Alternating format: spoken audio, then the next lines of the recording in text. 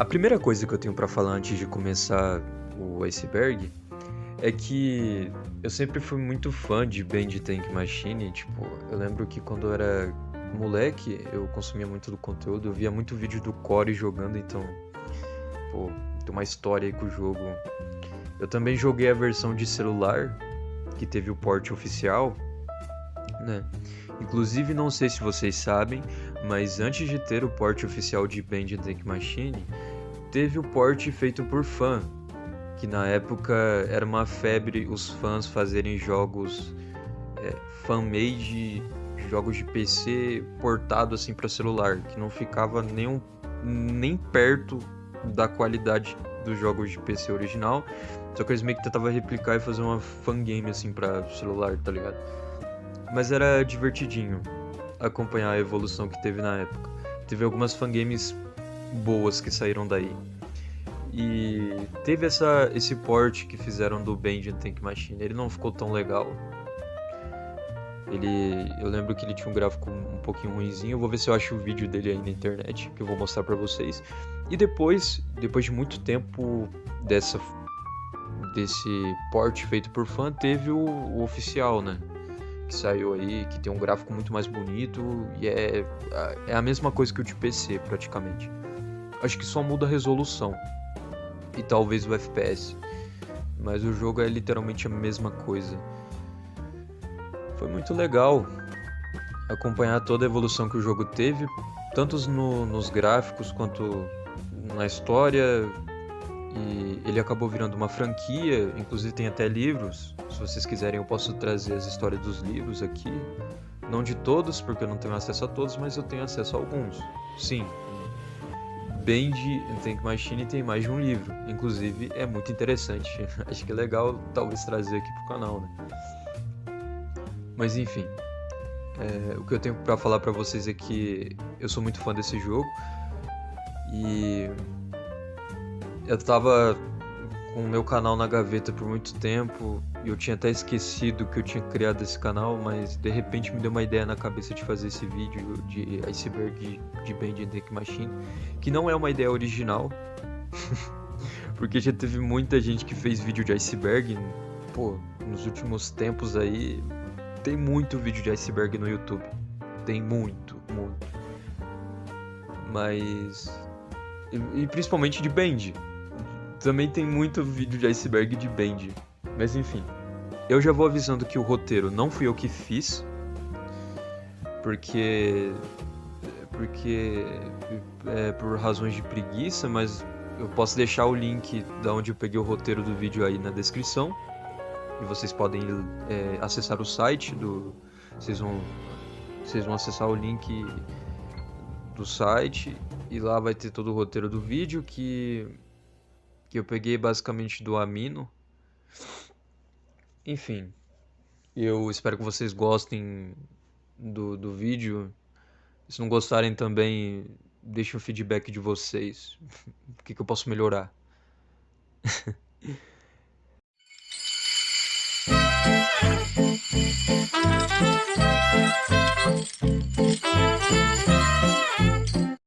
All right, Joey. I'm here.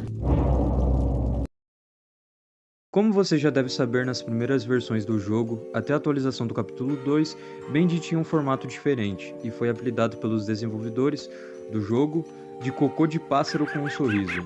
Nos capítulos posteriores, Band foi mudado diversas vezes, sendo que o jogo foi remasterizado a partir do capítulo 4, que teve como justificativa o atraso a remasterização dos outros capítulos junto com o lançamento do novo capítulo ao mesmo tempo.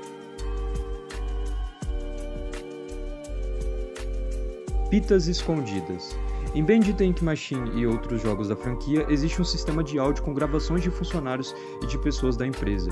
Para conseguir esses áudios ocultos, o jogador deve fazer coisas específicas para conseguir escutá-los. Um exemplo desses áudios é o do Grant Cohen e de Henry Stein, ambos do capítulo 3.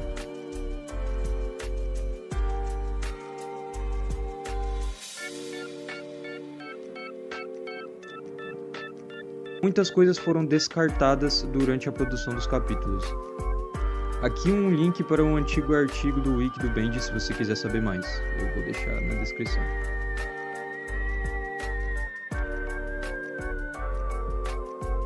Escondido em cada capítulo do jogo, é possível encontrar um easter egg antigo do mascote do antigo nome da produtora do jogo Temitli Studios, e o nome sendo agora Kindle Beast. Em cada capítulo do jogo você consegue encontrar o mascote do Temitli atrás da parede. Encontrando todos eles você desbloqueia algumas conquistas na Steam.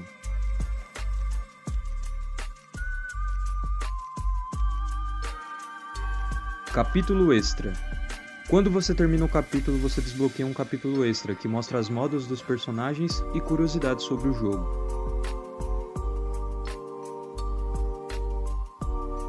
Bendy cabeçudo. A ideia inicial era que Bendy tivesse uma boca no meio da cabeça com dentes e que ele se abrisse no meio. Isso me lembra muito Demogorgon. Inclusive, ela teria um pouco mais de 2 metros de altura, sendo maior que o player do jogo.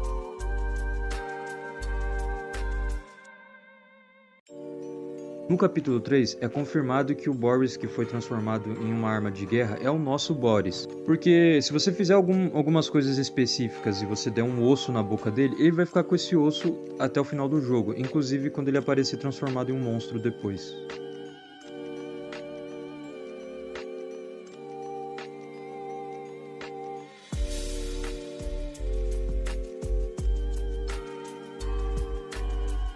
Bendy mata entidades. Caso você tiver com problemas com criaturas do jogo em alguma área específica, é só você atrair o Bendy e, no caso do demônio de tinta, é só você atrair ele pra perto dessas criaturas ali na área que tem, sei lá, muito bicho ali e você tem que passar por ali, mas não consegue. Se você atrair o demônio de tinta ali, por onde ele passar ele vai matar todas as outras entidades. E aí você vai conseguir, tipo, limpar o lugar mais rápido, vamos dizer assim.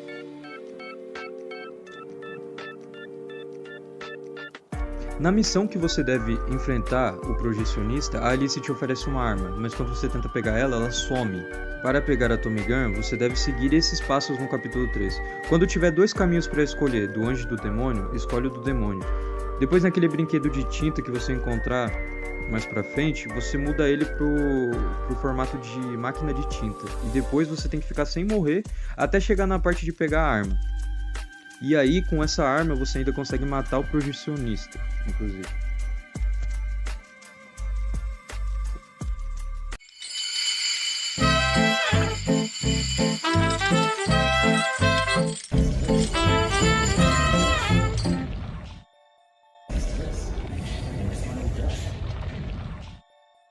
Runefall era uma fangame de Bendy, criada por um desenvolvedor indie chamado Zero Nux. Ela ficou famosa em 2018 por sua extrema qualidade e por ter sido derrubado do Temitli, que não gostou de terem usado suas próprias texturas em um jogo pago. O jogo foi continuado porém em 2019 e foi derrubado novamente. Se quiser saber mais, o criador da fangame publicou um vídeo no YouTube sobre esse assunto. E ainda existem gameplays do jogo disponíveis no YouTube.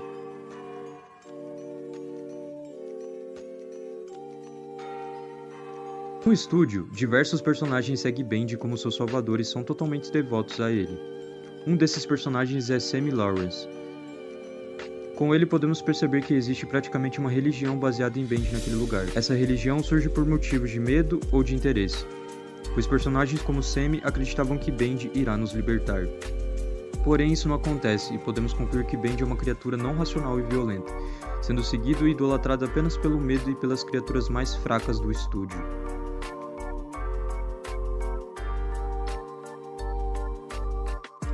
Em uma boss battle secreta do capítulo 5, o jogador luta contra Switcher com a máscara de Sammy Lawrence, e nessa luta o monstro é extremamente agressivo com o protagonista Harry. Isso levou os fãs a acreditar que as criaturas do estúdio não morrem, e que aquele boss era Sammy, que morreu e estava sendo recriado pela máquina de tinta. Seguindo essa mesma lógica, isso significa que Alice também está viva, não?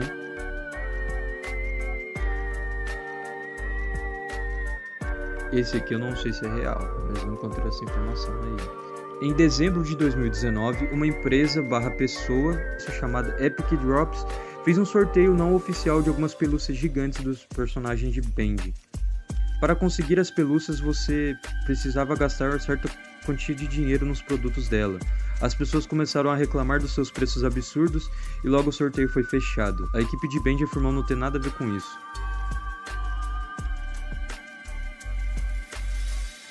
Existe uma imagem nos arquivos da versão mobile de Band que consiste em 3 Boris bugados com a frase Boris come for the soul.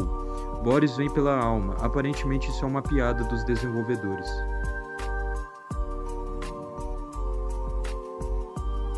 No dia 1/4/2021 aconteceu uma coisa muito massa, mas que assustou muitos fãs de Band Tank Machine. Basicamente, no canal oficial dos desenvolvedores do jogo, eles lançaram um trailer que era simplesmente de uma série de Band. Ia ser basicamente uma série, não ia ser nem tipo um filme de Band Tank Machine. Ia ser uma série. Aí todo mundo ficou hypado, mas adivinhem, era só uma piada do dia 1º de abril. Teve muita gente que ficou brava nos comentários daquele vídeo, mas é complicado, cara, é complicado. Há uns meses atrás foi soltado no canal dos criadores do jogo de Band Tank Machine que vai ter um filme e que ele está previsto para lançar em 2026. Para mais informações eu recomendo vocês acessarem o canal do Joey Drill Studios, tem aí no YouTube.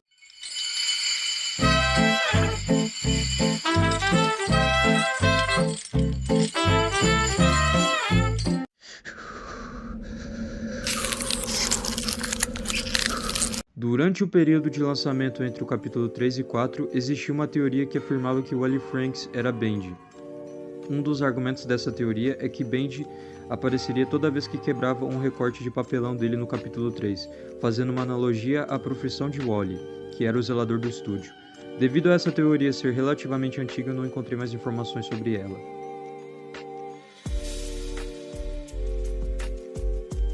Esse é um easter egg muito comum nos capítulos. Basicamente é o recorte de um Band segurando uma placa escrito "Perambular e espiar é um pecado terrível". Essa frase é um recado aos hackers do jogo, devido a esse Band poder ser visto apenas com hacks, mostrando que eles não deveriam estar ali.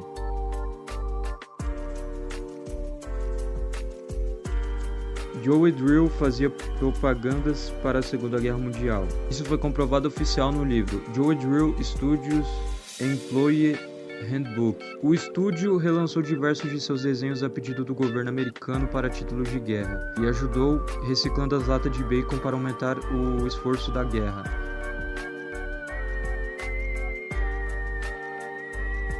Boris é Daniel Lenwick, teoria. Daniel Lenwick é adolescente que trabalha no estúdio e é protagonista do livro Dreams Come Life. Ele acabou sendo morto e se transformou no Boris, que nós conhecemos, mas isso não foi comprovado ainda.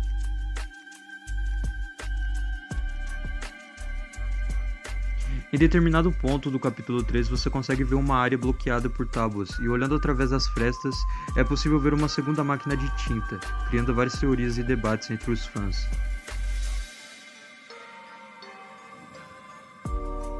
As vozes do Túnel da Morte são simplesmente a voz do Henry, do capítulo 1, só que invertida.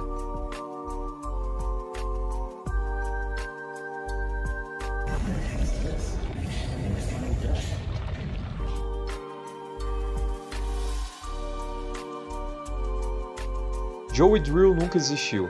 Essa teoria sugere que Joey Drill seria uma criação da própria máquina de tinta, ou uma manifestação do delírio de Harry, ou até do jogador, e que todo o estúdio é um purgatório criado pela máquina de tinta para punir os envolvidos com ela. Isso abriria espaço para interpretações existenciais, como o estúdio é um ciclo sem fim, porque nunca houve um criador real. Os personagens são ecos de arrependimento e culpa. A realidade é distorcida porque nunca existiu como pensamentos.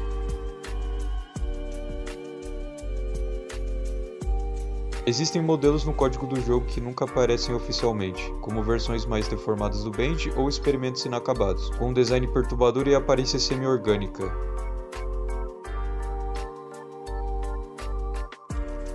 Algumas texturas do jogo, vistas fora do ambiente normal, revelam que certos elementos da tinta se assemelham à carne crua ou a músculo, sugerindo uma fusão orgânica.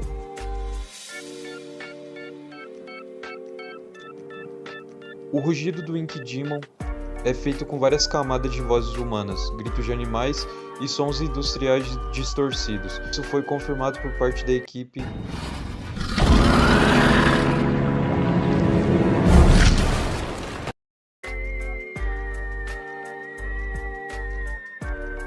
Algumas partes da trilha sonora têm frequências semelhantes a sons usados em filmes de terror psicológico, como infrassons ou notas dissonantes, quase imperceptíveis.